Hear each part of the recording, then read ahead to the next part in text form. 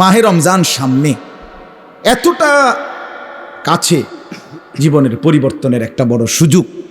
জীবনটা কাজে লাগান, হায়াতটা কাজে লাগান।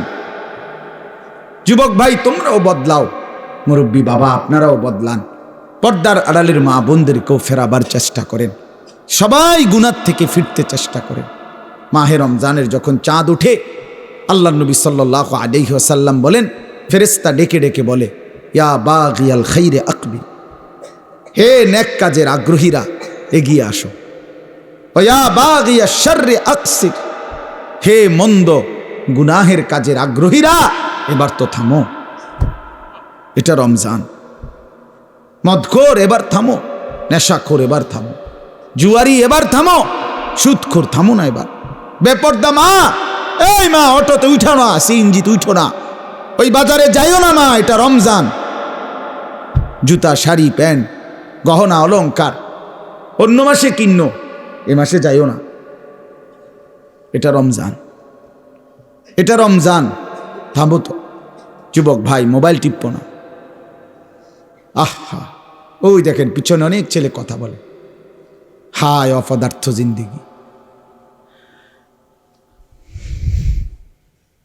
কে বলবে, কাকে বলবে, কাকে ফিরাবে, কে ফিরাবে? একজনে কি আর সম্ভব?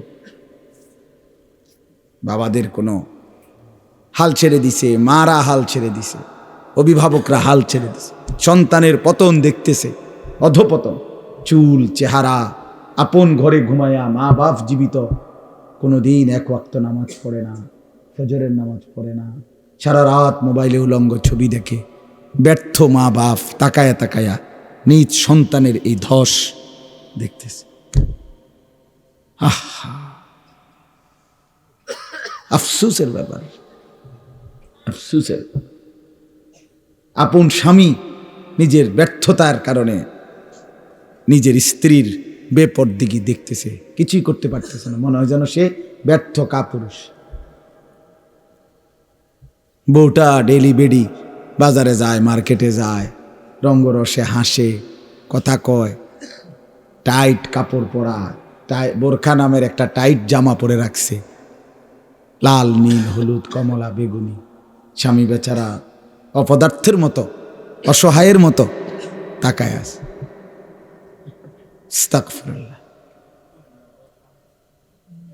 এই পর্যন্ত কোনো ইমানদারের বউ বেপর্দার সুযোগ দেয় নাই, এই কারণে কোনো ইমানদারের বউ যায় নাই, কাপুরুষের বউ যায়। এই পর্যন্ত যত বেডি বাগছে আরেক বেড়া লইয়া, আগের থেকেই অপদার্থ যে বেড়া, এবড়ার বউ ভাগ্যে গেছে। কথা বুঝছেন? দিন যে মানে সে ক্ষতিগ্রস্ত হয় না, ক্ষতিগ্রস্ত হয় না। এজন্য এটা ব্যর্থতার কথা। রাগ হবেন না চাচা, এটা কাপুরুষের কথা। যে অনকার ফোলাফানি শুনে না মানে তো আপনি সিদ্ধান্ত নিয়ে নিলেন, কেমনে সিদ্ধান্ত নিলেন? অনকার পুতে আর কথা শুনে না কেন? সেই পুতে, যে পুতে কথাই শোনে না, আপনার চোখের সামনে আপনার ছেলে নামাজ পড়বে না, একটা সাজদা দিবে না, এত বড় নাফরমান আপনার সম্পত্তি ভোগ করবে, এত বড় নাফরমান আপনার ঘরে খাবে ঘুমাবে দুনিয়া ভোগ করবে, আপনি বেঁচে থাকতে এটা মেনে নেবেন কেন মিয়া? আপনার আপনার ব্যর্থতা তাইলে এটা। আপনি জীবন চিনেন নাই, আপনি কর্তব্য চিনেন নাই। কর্তব্য তো আল্লাহ বলে দিছে, ওয়ামুর আহলাকা বিসসালাহ, তোমার স্ত্রী সন্তান পরিবারকে নামাজের আদেশ করো, ওয়াসতাবির আলাইহা, পরিবারকে নামাজের আদেশের সাথে সাথে নিজেও নামাজের উপরে মজবুত থাকো। কথা তো ছিল এই। আপনার জিম্মাদারি কি ছিল? আমি আমার স্পষ্ট মনে আছে, আমি আমার আব্বারে প্রায় বলি, আমি এ কথা আমার আব্বারে আমার জীবনে আমি একবার বলছিলাম, পড়ালেখার জীবনে, আব্বা আমি এই মাদ্রাসায় পড়তাম না, আমার মাদ্রাসাটা বদলাই দিবেন শুধু। কসম খোদার, আমার আব্বা সাথে সাথে বলছে, বেটা পরের বেলা ভাতের লোকমা আমার ঘরে দিও না, এক লোকমা ভাত খাইবে না, সাবধান বেরো। আমি যেখানে পড়তে দিছি এখানেই পড়তে হবে, নয়তো তোমার মতো করে কামাই করে ফরো, নইলে ঘাস কাটো, যাও। আমি কানতে কানতে চলে গেছি মাদ্রাসায়। বুঝছি এই বাপ শক্ত বাপ, এই বাপ আসলে ভাত খাইতে দিব না। বাবার সেই কঠোর শাসন, আমার বিশ্বাস আল্লাহ তাআলা আপনাদের সামনে বসবার তৌফিক দিন।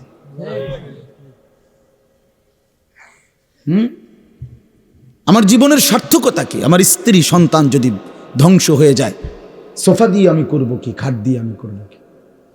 বিল্ডিং দিয়ে আমি করব কি? বলেন, কি করব আমি? আমার জীবনটা কি? রাহিমাল্লাহু ওয়ালিদান আনা ওয়ালাদাহু আলা বিররি। নবী সাল্লাল্লাহু আলাইহি সাল্লাম বলেন, আল্লাহ তাআলা ওই মা বাবার উপরে দয়া করে যে তাদের সন্তানদেরকে নেক কাজে সাহায্য করে। নবী সাল্লাল্লাহু আলাইহি সাল্লাম বলেন, মা নাহালা ওয়ালিদুন ওয়ালাদাহু মিন নুহলিন মিন আদাবিন হাসান। কোন মা বাপ তাদের সন্তানকে সবচেয়ে বড় যা কিছু উপঢৌকন এই পৃথিবীতে দিয়ে যায়, সেটা কি? সবচেয়ে বড় কোনটা? নবীজি বলছে আদাবুন হাসান, উত্তম আখলাক, উত্তম দ্বীন, উত্তম আদব। এটা যারা শিখিয়ে গেল তারাই তাদের সন্তানকে সর্বশ্রেষ্ঠ নিয়ামত দিয়ে গেল। রাসূলুল্লাহ সাল্লাল্লাহু আলাইহি ওয়াসাল্লাম বললেন, নবীজি বলছে, এক সাহাবী জিজ্ঞেস করছে, ইয়া রাসূলুল্লাহ মা হাক্কুল ওয়ালাদ, সন্তানের হক কি? আলাল ওয়ালিদ, পিতামাতার উপরে। নবীজি বলছেন আন ইউহসিনা ইসমাহু ওয়া ইউহসিনা আদাবাহু। নবীজি বলছে তার প্রথম হক দুইটা, তার জন্মের পরে তার একটি সুন্দর নাম রাখা, আরেকটা হক তাকে উত্তম আদব, উত্তম আখলাক শিখায়। হযরত আলী রাদিয়াল্লাহু তাআলা আনহু বলছেন, কোরআনে আছে, ইয়া আইয়ুহাল্লাযীনা আমানু কু আনফুসাকুম ওয়া আহলিকুম নারা। হে ঈমানদারগণ, তোমরা তোমাদের নিজেদেরকে এবং পরিবার পরিজনকে জাহান্নামের আগুন থেকে বাঁচাও। এটা আপনারা শুনছেন না কথা? এটা তো হযরত আলী এই আয়াতের তাফসিরে বলছে পরিবারকে জাহান্নামের আগুন থেকে বাঁচাও কিভাবে? তো হযরত আলী বলছে আল্লিমুহুম ওয়া আদ্দিবুহুম, তোমরা তোমাদের পরিবারের সদস্যদেরকে কোরআন সুন্নাহর ইলম শিখাও এবং কোরআন সুন্নাহর আদব আখলাক শিখাও, তাইলেই জাহান্নামের আগুন থেকে বাঁচাইলা। যেই মা বাপ, সাফ কথা, আপনারা যারা আপনাদের ছেলে মেয়েকে ছোট্টবেলায় আল্লাহর কোরআন রাসূলের সুন্নাহ থেকে বঞ্চিত করেছেন, কসম খোদার, মনে রাখেন হাসরের ময়দানে চূড়ান্তভাবে লাঞ্ছিত হবেন, বেইজ্জতি হবেন, কোটি কোটি হাসরের মানুষের সামনে অপদস্থ হবেন। কার হাতে? কার হাতে লাঞ্ছিত হবেন? আপনার ছেলেটার হাতে, আপনার মেয়েটার হাতে, অন্য কারো বেড়াইতে রাতে না, আমনের ফুতের হাতে। আমনের ফুত, আমনের জি, যাকে আপনি দিন শিখান নাই, নামাজ শিখান নাই, বঞ্চিত করেছেন কোরআন সুন্নাহ থেকে, সে সেদিন আল্লাহর কাছে বলবে, আল্লাহ আজ আমি মা বাপকে বেইজ্জতি করব, ওরা আমারে বরবাদ করে দিছে, আজ আমি জাহান্নামী হলাম ওদের খামখেয়ালির কারণে। 7 বছর বয়সে আল্লাহ আমি কিছুই বুঝতাম না, 6 বছর বয়সে আমি অবুঝ ছিলাম। সেদিন যদি তারা মজবুত সিদ্ধান্ত নিত আমাকে দিন শেখাবে, তাহলে আমার এই ভুল হতো না। রব্বানা গালাবাত আলাইনা শিকওয়াতুনা, কোরআনে আছে, জাহান্নামী জাহান্নামের ভীষণ আগুনে উথাল পাতাল ঢেউ খাবে, আর আল্লাহকে বলবে, আল্লাহ আমার এই কপাল মন্দ, আমি দুর্ভাগা কপাল নিয়ে আসছি, আল্লাহ আমার কপালটা মন্দ, আমি করলামটা কি? এত সুন্দর হায়াত কি করলাম আমি? কিভাবে নষ্ট করে দিলাম? ওয়াকুন্না কওমান দাল্লিন। আর জাহান্নামী বলবে, আল্লাহ আমি এক পথভ্রষ্ট গ্রুপের, সম্প্রদায়ের এক পথভ্রষ্ট গ্রুপ, নাফরমান গ্রুপের অন্তর্ভুক্ত ছিলাম।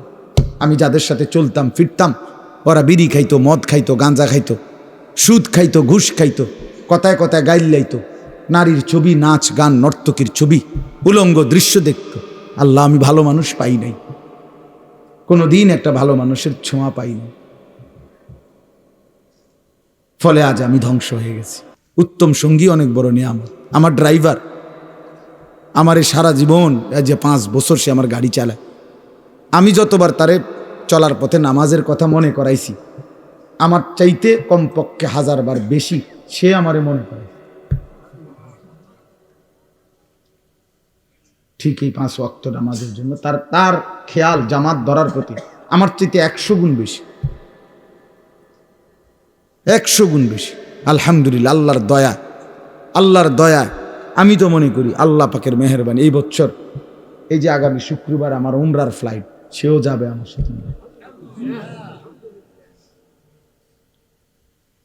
বলছে আমি কেমনে যাবো, আমি কেমনে যাবেন চাইবেন, কেমনে যাবেন আল্লাহ ব্যবস্থা করব। সে যাবে ইনশাআল্লাহ, তারও ফ্লাইট আমার সাথে, আমার শায়েখের সাথে। এই জন্য বললাম, জাহান্নামী বলবে আল্লাহ আমি ভালো মানুষ পাই নাই। যুবক ছেলেরা আফসোস করবে এই অসৎ বন্ধুর জন্য, যে তোমারে নারীর ছবি, নাচ গান আর বিকৃত হাসি দিয়ে নষ্ট করে দিছে। তোমারে কোনো মেয়ের সাথে লাইন করায় দিছে, তোমারে কোনো জুয়ার আড্ডায় শিখায় দিছে, তোমারে কোনো মদের আড্ডায় নিয়ে গেছে। মাথা নোয়াইও না, মাথা নোয়াইলে কি লাভ হবে? আমার থেকে বাঁচে গেলে তো লাভ নেই, আল্লাহর থেকে বাঁচবে কিভাবে সেটা ভেবে দেখে। আমি তো এমনিই চলে যাব, একটু পরে আমি চলে যাব না, আপনারা আপনাদের পথে চলে যাবেন না, তো কে কার কাছে আটকায়? কিন্তু আল্লাহর কাছে। এই জন্য আজকে রমজান সামনেই, আমরা সবাই মিলে নিয়ত করি আমরা বদলাবো ইনশাআল্লাহ। মান লাম ইয়াদা কাওলা যুর ওয়াল আমালা বিহি ফালাইসা লিল্লাহি হাজাতুন আন ইয়াদা তাআমাহু ওয়া শারাবাহু। নবী সাল্লাল্লাহু আলাইহি ওয়াসাল্লাম বলেন, যে ব্যক্তি রমজান পেল, রোজা রাখলো, অথচ মিথ্যা কথা, মিথ্যা আচরণ, অন্যায়, অশ্লীলতা, চুরি, ডাকাতি, গুনাহের আচরণ ছাড়তে পারলো না, রাসূল বলেন হায় নাফরমান, তোমার এই খাদ্য আর পানীয় থেকে বিরত থাকার কোনো প্রয়োজন আল্লাহর কাছে নাই। আল্লাহ ভাতের অভাবে, পানির অভাবে তোমারে রোজা রাখতে বলে নাই, তোমারে জান্নাত দেওয়ার জন্য রোজা রাখতে বলছিল। তোমারে বলছে লাআল্লাকুম তাত্তাকুন, তোমারে বলছে আমি মুত্তাকি বানাবো বান্দা তোকে, তোর ঈমান আমি নিলাম বান্দা। ইয়া আইয়ুহাল্লাযীনা আমানু, হে ঈমানদারগণ, মানে হলো বান্দা আমি তোমার ঈমান নিলাম, এবার আমি তোমাকে তাকওয়া দেব, লাআল্লাকুম তাত্তাকুন। তাইলে মাঝখানে একটা মাস সময় নিলাম, ঈমান তোমার গ্রহণ করলাম, তাকওয়া তোমাকে দেব। ঈমান আর তাকওয়া হবে, তোমার ঠিকানা হবে সরাসরি জান্নাত। যে মুত্তাকি সে জান্নাত, যে মুত্তাকি সে কি? উইদ্দাত লিল মুত্তাকিন। আল্লাহ বলছে জান্নাত বানানোই হয়েছে মুত্তাকিদের জন্য। আল্লাহ বলে আমি একটা মাস সময় নিলাম, 30টা দিন বান্দা গুনাহ ছেড়ে দাও, আমার ইবাদতে ডুবে যাও, লেগে যাও। 30 দিনের মাথায় আমি তোমারে মুত্তাকি বানাবো, জান্নাতি বানাবো। ঈমান তোমার পাসপোর্ট, তাকওয়া তোমার ভিসা। পাসপোর্ট নিলাম রোজার আগে, ঈমান নিলাম, একটা মাস রোজার মাস, গুনাহ থেকে বাঁচবা, ইবাদতে লাগবা। 30 দিনের মাথায় আমি আল্লাহ ঈমানের পাসপোর্টে তাকওয়ার ভিসা লাগায় দেব, জান্নাতের ফ্লাইটে উঠায় দেব। ঈদের দিন ফ্লাইট। ফ্লাইট কোন দিন? ঈদের দিন ফ্লাইট। ঈদের দিন ফ্লাইট, 1 মাসে ফ্লাইট, 1 মাসে 31 দিন যাব না, হয় 30, নয় বার লাগলে 29, মাগার 31 লাগবে না। 31 রোদ হোক, বৃষ্টি হোক, শীত হোক, গরম হোক, ফ্লাইট কোন দিন? ঈদের দিন, জান্নাতের ফ্লাইট। হাদিসে আছে ঈদের দিন আল্লাহর নেয়ামত প্রাপ্ত জান্নাতি বান্দা, রোজাদার যখন আল্লাহর ইবাদত, ঈদের নামাজ পড়ে, তো ফেরেশতারা ডেকে বলে যাও আল্লাহর বান্দা, খুশি খুশি যাও, কাদ গাফারাল্লাহু লাকুম, আল্লাহ তোমাকে পুরা মাফ করে দিছে, যাও খুশি খুশি। ফারজিউ রাশিদিনা ইলা রিহালিকুম, যার যার ঘরে খুশি খুশি দিলে সন্তুষ্ট চিত্তে ফিরে যাও, যাও রেডি হও, জান্নাতের জন্য প্রস্তুতি নাও। এই জন্য ইনশাআল্লাহ রমজানকে কাজে লাগাবো, ঠিক আছে ইনশাআল্লাহ? বলেন ইনশাআল্লাহ। দেখেন আল্লাহ স্পষ্ট বলছে 5টা আয়াতে, কোরআনুল কারীমের সূরা বাকারার 183 নম্বর আয়াত থেকে 187, 5টি আয়াতে রোজার কথা, রমজানের কথা বিস্তারিত বলছে। বলে আল্লাহ লাস্ট বলছে কাযালিকা ইউবায়্যিনুল্লাহু আয়াতিহি লিন-নাস। আল্লাহ বলে বন্ধু আমি এভাবেই পরিষ্কার করে আমার বান্দাদের জন্য আমার আয়াত, আমার বিধান, আমার কথা স্পষ্ট করে বলে দিলাম, লাআল্লাহুম ইয়াত্তাকুন, যেন সকলেই মুত্তাকি হতে পারে, জান্নাতি হতে পারে। এটা হলো 187 নম্বর আয়াত। কথা শেষ করছে কথা। আল্লাহ বলছে, আল্লাহ বলছে বান্দা আমি সবচেয়ে কমাইছি, সবচেয়ে সহজ করছি, সবচেয়ে ছোট করে আনছি রোজা শুধু তোমাদের জন্য। আখিরি নবীর উম্মত তোমরা, আমার আখিরি বন্ধুর উম্মত, তোমাদের জন্য আমি সবচেয়ে সহজ করছি রোজা। রোজা পূর্ববর্তী জাতির, যারা পূর্ববর্তী জাতি, তাদের রোজার নিয়ম কানুন, রোজা ছিল সবার, কিন্তু নিয়ম কানুনের মধ্যে বিপরীত ছিল। বিশেষ করে আমাদের নবী সাল্লাল্লাহু আলাইহি সাল্লামের সাহাবায়ে কেরামের আমলে তাফসীরে আছে স্পষ্ট, ওলামায়ে কেরাম জানে, যখন রোজা ফরজ হয়েছে, মজার কথা শুনেন, যখন রোজা শুরু হয়েছে সাহাবীদের জামানায়, তখন রোজা কেমনে রাখত?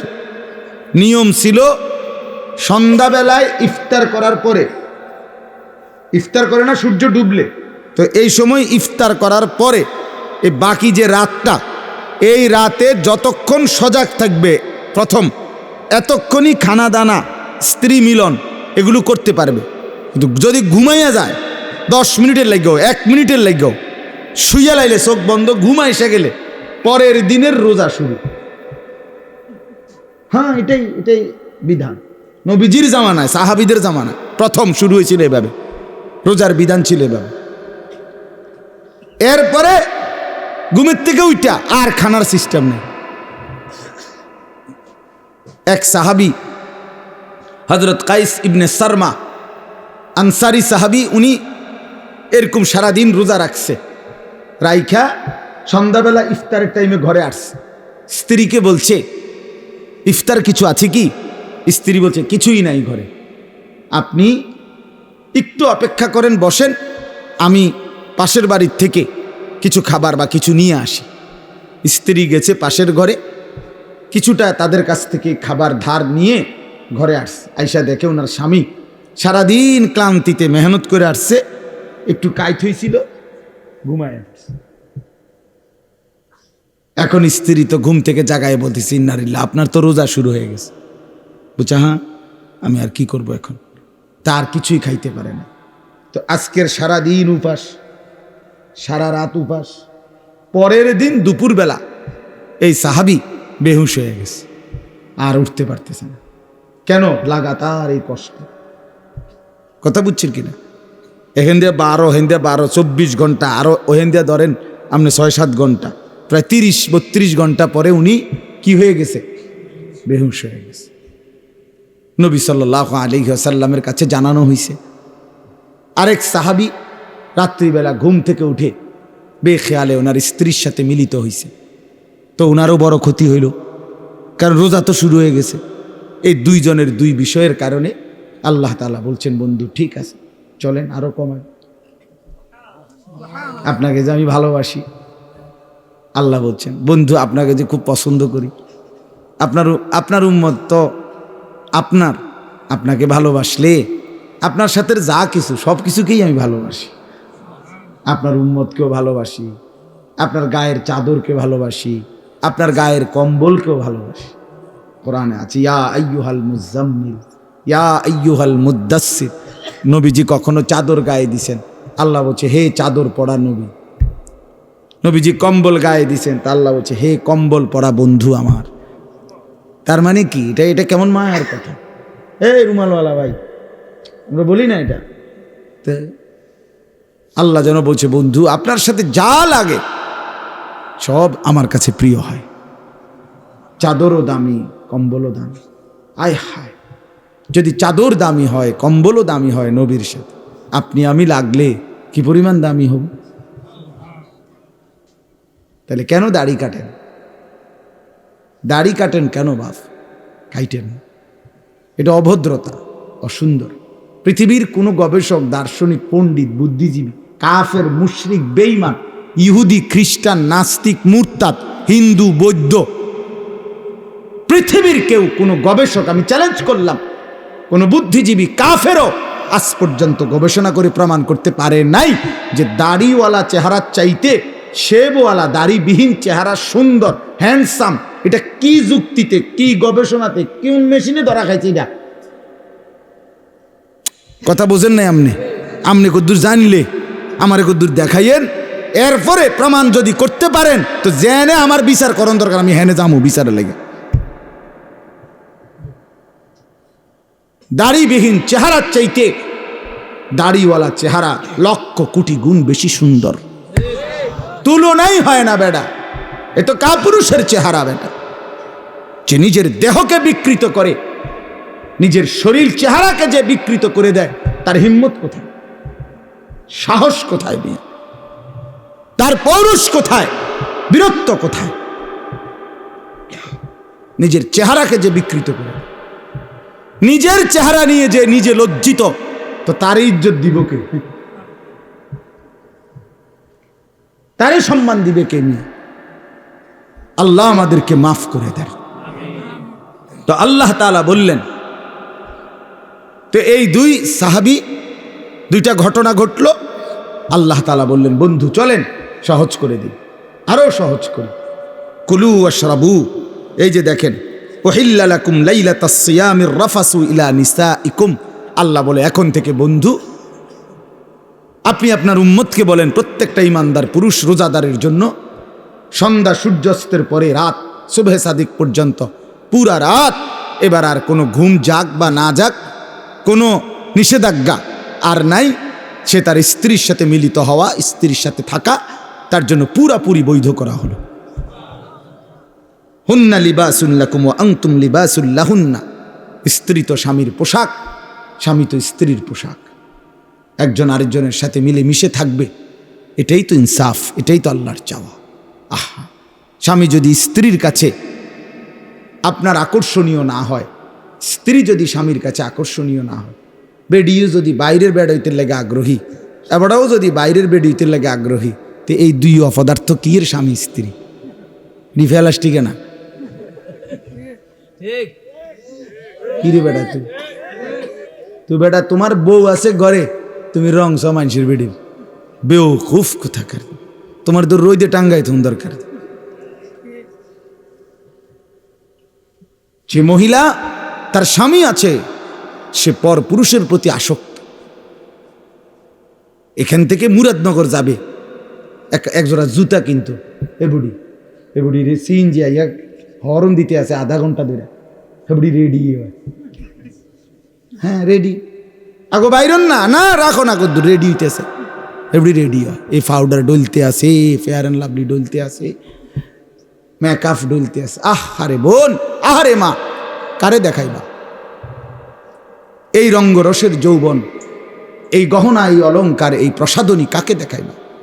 কাকে দেখাইবার জন্য 1 ঘন্টা ধরে সাজলা?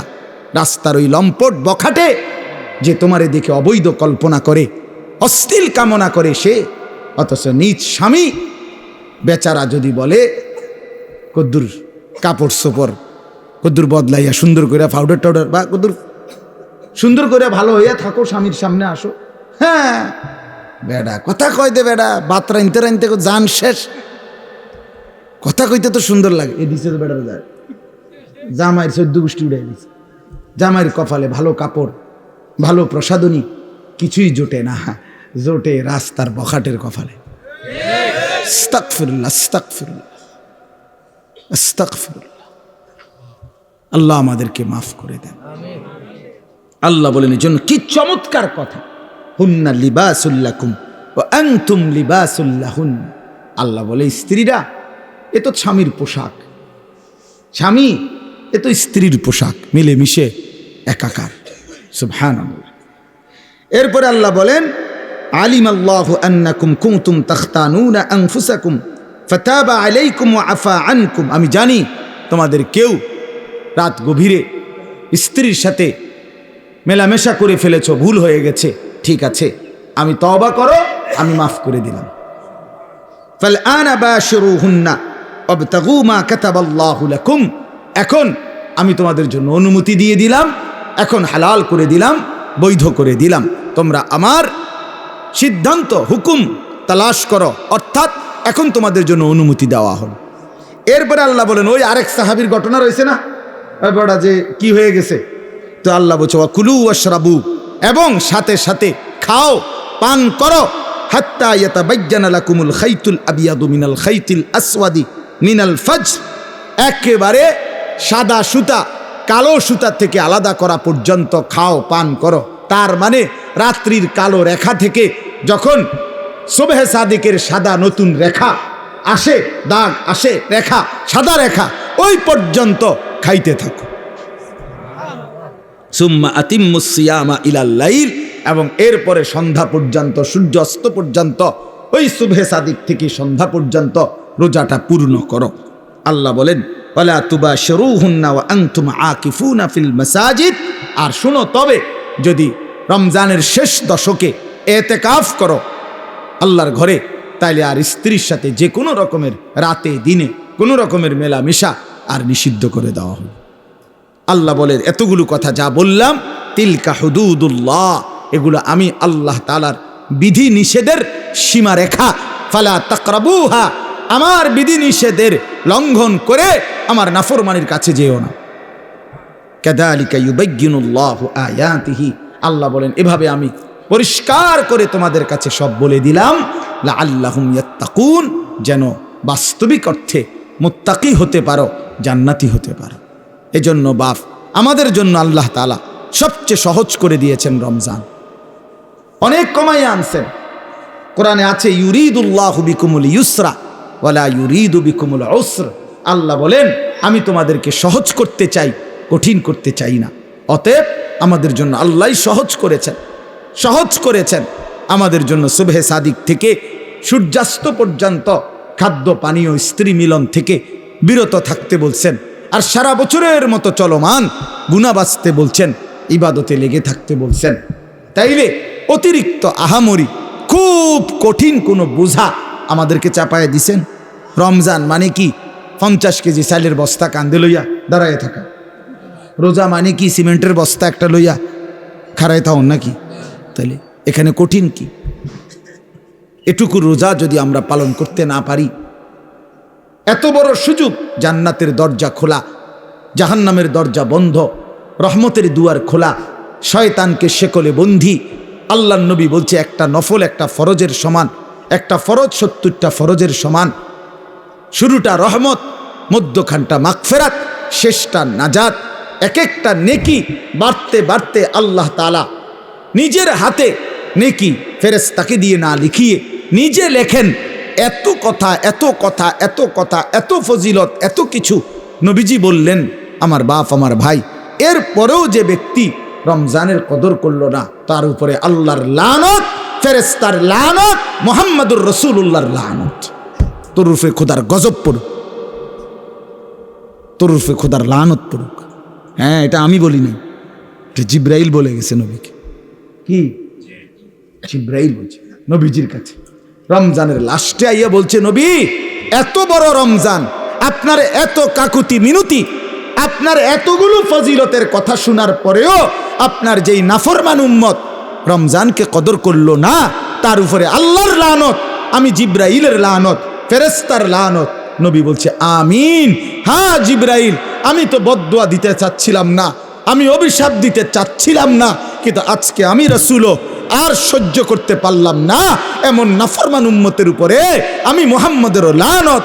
আমিন, আমিও মেনে নিলাম। যা যা বেঈমান, যা তুই মোবাইলে টিপ, যা তুই নারী নিয়েই থাক, তুই সুদের আড্ডা, ঘুষের আড্ডা, যা তুই বিড়ির আড্ডাতেই থাক, যা, ঠিক আছে, তুই জীবন এভাবেই শেষ কর, যা না ফরমা, ঠিক আছে। দুনিয়াই তো ভোগ করবি না, তো 60 বছর 70 বছর। এরপরে আবু জেহেল দুনিয়াতে মাটির উপরে মাতবরি করছে কতদিন, মাটির নিচে পড়ে আছে আজ কতদিন? এই মিয়া বলেন না কেন? ফেরাউন মাটির উপরে ছিল কতদিন, আজ মাটির নিচে কতদিন? নমরুদ মাটির উপরে ছিল কতদিন, মাটির নিচে কতদিন? নূহ আলাইহিস সালামের উম্মত মাটির উপরে অহংকার করছে কতদিন, মাটির নিচে পড়ে আছে আজ কতদিন? এজন্য এটা হিসাব করেন, ভাবতে শিখেন।